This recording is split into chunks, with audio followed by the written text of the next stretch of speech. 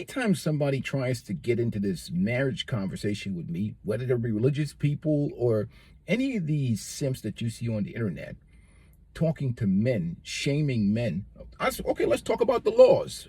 What is going to change in the laws? We see what happened in Kentucky when they made child custody, automatic default 50-50 for married couples in situations of divorce. Divorce rate dropped 25%. That lets you know that it's the laws that matter. Not what these people are talking about, but these religious people into marriages and, well, there's never going to be a divorce. We shouldn't worry about it. Divorce should not be on the table. And they want to get into these ecclesiastic type called marriages or whatever. Well, marriage is a covenant. No, it is not a covenant. I'll go down to the family court and see what this covenant is. It ends up in the court, and in the end, it comes down to money and power. So if it's going to come down to money and power, then there need to be legal frameworks in place, prenuptial agreements, legal laws that protect men and women, basically taking the profit out of marriage. We know that men are more motivated to be the higher earner in the relationship, and a man's contribution to the relationship is going to be enforced by the state. I mean, assets, property, retirement plans, and so on and so forth. So regardless of what happens in that relationship, if that woman leaves, which men don't really have an incentive to leave relationships. I mean, they got their kids. More importantly, the man is like, I don't want nobody else. And they're there to, they feel like if they have kids with a woman, especially, they don't want anybody coming in that house that's going to put their kids in harm's way, which is where you get all this, molestation and problems like that. You have young boys and young girls in that house. You want to be there to protect them. And that's why a lot of guys stay in these households and these insufferable marriages for a long period of time.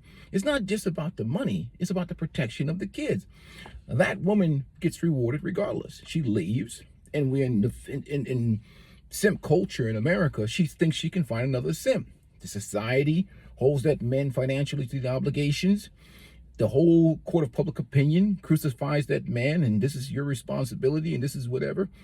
So he has a lot of liability in this situation, but we have some of these guys that have this conversation up to men, and they always shame men. Well, you guys are incels, or you're not getting boxed, or all this other ad hominem attacks and these goofy talking points, but they don't want to deal with the elephant in the room, which is the laws. Are the laws going to change? No. Women vote, and women have agency, and women are clever. Some of these guys say, well, women are not that clever. They don't. No. Women understand, and my brother CJ said it best. Women are in business, men are in love. They're going to go for protection and assets and their own security first, period. They are survival creatures. They know how to survive. They'll find a way to survive. And if you put a situation where the laws or the culture or the society generally favors them, they're going to use it to their advantages. I don't blame them, to be honest with you. So even with the conservatives, I mean, they do, and Kentucky is a more red state, but they try.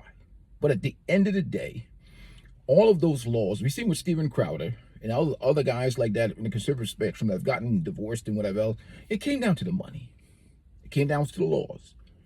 It came down to, so that battle in court. And you don't know nobody unless you see them crossing you in the courtroom, fighting you. You go through a divorce, you'll really know somebody, period. So the laws are what matters. Any conversation beyond the laws, it's goofy. Especially in 2025, where the young men have seen their uncles and their fathers and their grandfathers and other men. It's like if somebody says to you, you walk down that alleyway there's about a 50% chance you're going to get decapitated. Why would anybody walk down that alleyway? It's just simple logic. It's not about, these guys try to make it about something else. Like, the Scott Galloways of this world and all these guys are, not level. Women are making more money than men. And no. Even if a man's making more money than a woman. So is Kevin Durant, can he not find a wife? Paul Pierce, can he not find a wife? These guys can easily get married. The guys that are multimillionaires are like, hell no. Because they've seen the Johnny Depps. They've seen the Will Smiths. They've seen the Steph Curry having a problem.